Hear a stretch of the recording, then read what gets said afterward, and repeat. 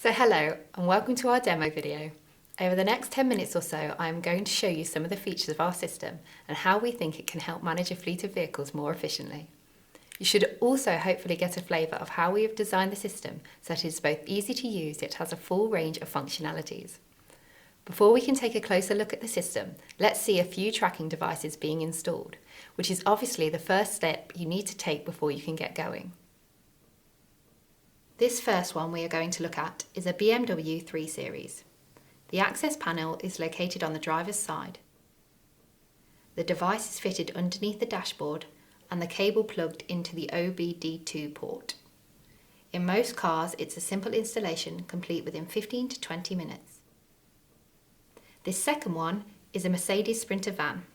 The access panel is located on the passenger side near the door. The cable is plugged into the OBD2 port and the device fitted behind the panel. After installation, the panel is fixed back into place. This one's a Volvo FH series truck. The fuse box cover is removed to allow access to install the device. The installation typically takes 20 to 30 minutes and once complete, the cover is simply clicked back in.